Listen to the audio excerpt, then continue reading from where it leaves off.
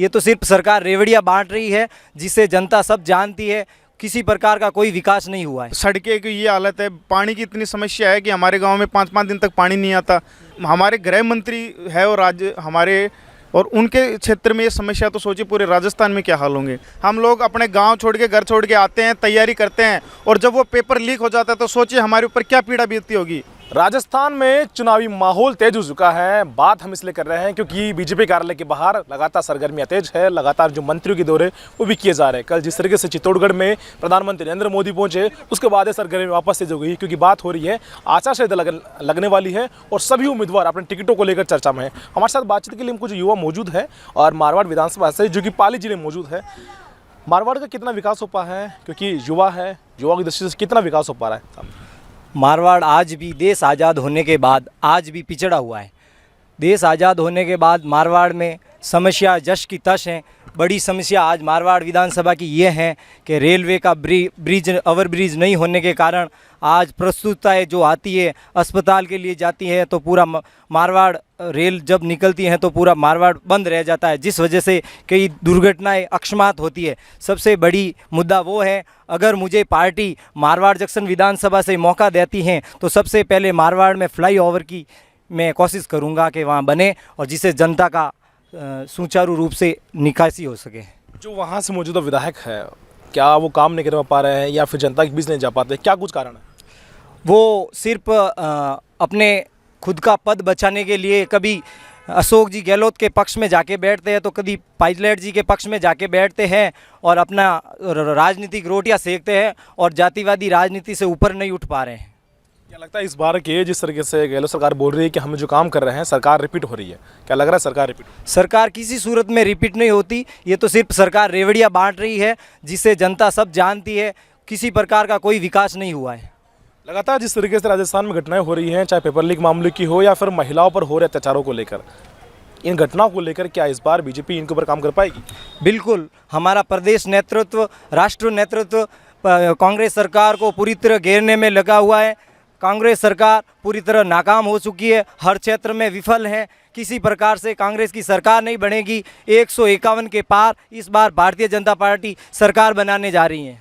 क्या लगता है जिस तरीके से गहलोत साहब बोल रहे हैं कि हम जो योजना ला रहे हैं उसे सरकार रिपीट होगी और वो धरातल में सफल हो रही है? नहीं, जनता सब जानती है, किसी प्रकार की कोई योजना लागू नहीं हो रही है। आज जो इन्होंने स्मार्टफोन योजना जो लागू की है ये पूरी तरफ से विफल हुई है। सिर्फ जनता को फोटोकॉपियों की सरकार, जनता फोटोकॉपियों तक सीमित कर रखा है। किसी प्रकार की कोई स्मार्टफोन की योजना जनता तक सही तक नहीं पहुंच पा रही है। अगर मारवाड़ की बात करें तो मारवाड़ में क्या कुछ अहम मुद्दे हैं जिन पे काम होना चाहिए?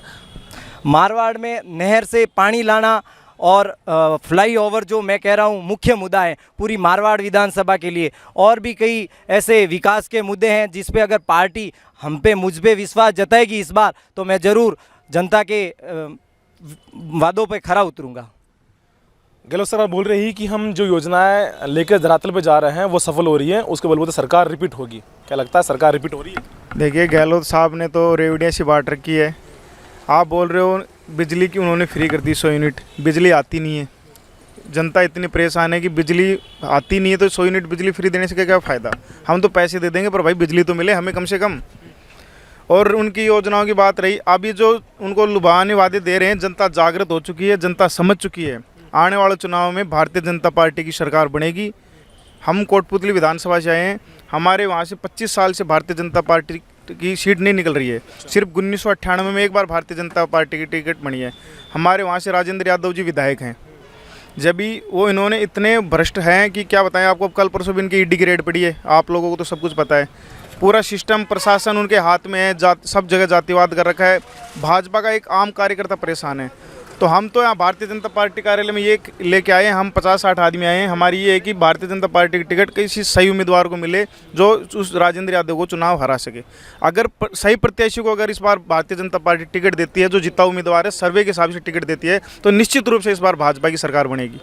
अभी आपने उनके ऊपर जो छापे लगे हैं उनको चर्चा भी की, सरकार में मंत्री का दर्जा मिला हुआ उनके ऊपर। अगर सरकार के मंत्री विधायक अगर इन घपलों में मौजूद होंगे, भ्रष्टाचार में लिप्त होंगे तो विकास कैसे हो पाएगा? विकास कैसे होगा साहब? जब अधिकारी भ्रष्ट होते हैं तो जनता तो निश्चित, ये पैसे कहाँ से आते हैं? जनता से लूट कर ये भर रहे हैं अपने घर, और जनता से उन्हें कोई मतलब नहीं है। सड़कें की ये हालत है, पानी की इतनी समस्या है कि हमारे गांव में 5-5 दिन तक पानी नहीं आता। 5-5 दिन तक पानी नहीं आता, तो सोचिए कि आज आदमी की मूलभूत आवश्यकता क्या है भाई? मकान, बिजली, पानी, ऐसी सुविधाएं, उसमें आप पानी 5-5 दिन तक पानी नहीं मिल रहा। हम लोग टैंकर मंगवा रहे हैं, टैंकर वाले को भी 2-2 दिन तक पानी नहीं डालता, क्योंकि भाई 5-5 दिन पानी नहीं आएगा तो टैंकर वाले पानी कहाँ से डालेंगे गाँव में? इतनी हमारे गृह मंत्री है और राज्य हमारे, और उनके क्षेत्र में ये समस्या, तो सोचिए पूरे राजस्थान में क्या हाल होंगे। हम तो ये कह रहे हैं कि निश्चित रूप से इस बार भारतीय जनता पार्टी, हमने, हमारा मोदी जी का नेतृत्व है और इस बार निश्चित रूप से भारतीय जनता पार्टी की सरकार बनाएंगे। कोटपुतली विधानसभा में हम आए हैं दूर सिंह जी का समर्थन करने के लिए। हम आए हैं, कम से कम 50-60 आदमी हैं हमारे, कुछ अंदर हैं, कुछ यहाँ पे भी हैं। हमारे भाजपा कार्यकर्ताओं के हाथों में निराशा लगी हुई है।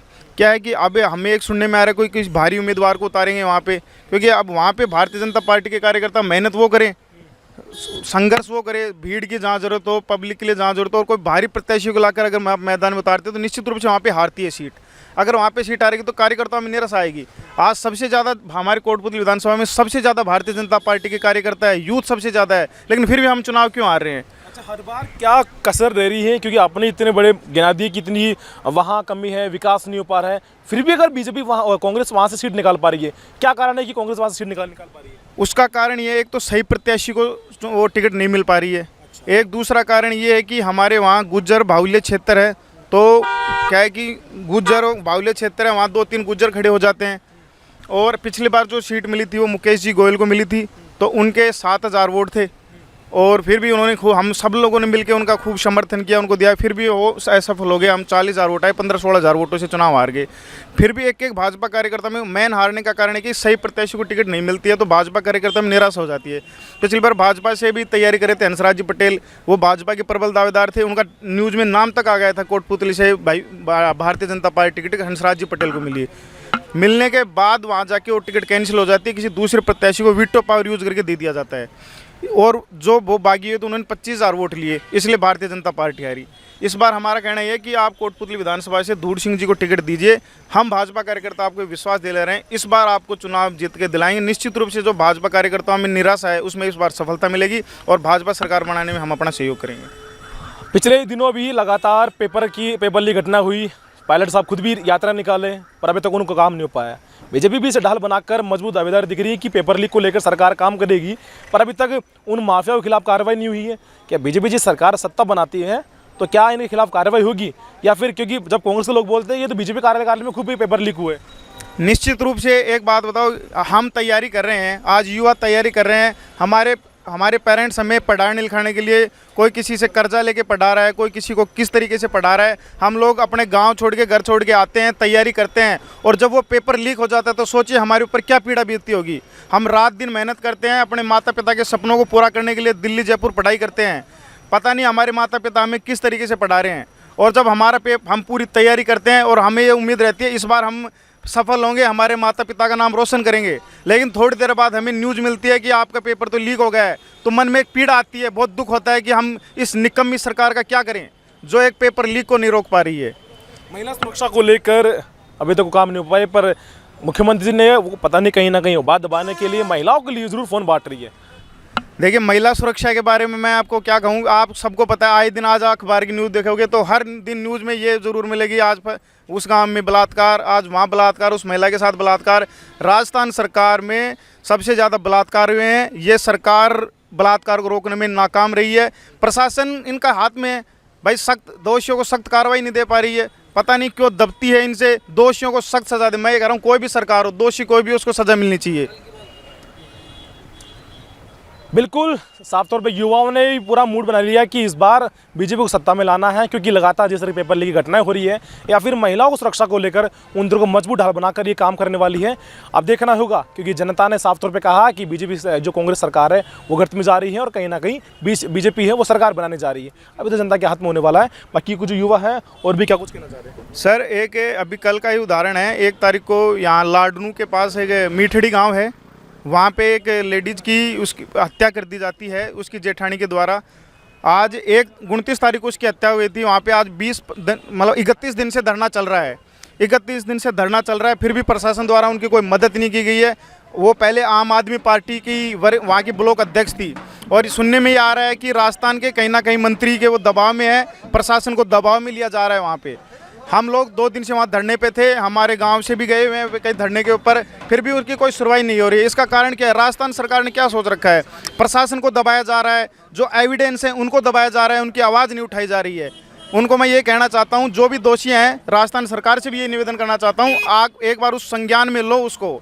आज 31 दिन से वहाँ पे धरने पे बैठा एक बलबीर फौजी है, एक फौजी की बहन की हत्या कर दी जाती है, वो न्याय की गुहार लगा रहा है वहाँ बैठ के, उसको न्याय नहीं मिल रहा है, उसको न्याय नहीं मिल रहा है। तो सोचो आम जनता के साथ किस तरीके से न्याय कर सकते हैं। आज 31 दिन हो गए, उन्होंने प्रशासन से बात करते हैं तो ऊपर से दबाव आता है, इंचार्ज साहब से मिलते हैं तो इंचार्ज साहब कहते हैं हमने ये कर दिया वो कर दिया। अब जो अपराधी थे उसका लड़का, जो अपराधी था जिन्होंने उनके ऊपर अपन ने आरोप लगाए, उनका लड़का पोक्सो एक्ट में गिरफ्तार हुआ है। इतनी नीच हरकत है, उसने अपनी बहन के साथ ही वो किया है। तो अब क्या बताएं आपको, उनको मेरी यही है कि उनको दोषियों को कड़ी से कड़ी सज़ा मिले, राजस्थान सरकार एक बार उसको संज्ञान में ले और जो दोषी हैं उनको सज़ा दे और निर्दोष को बचाएं। मेरा सबसे बड़ा ये निवेदन है।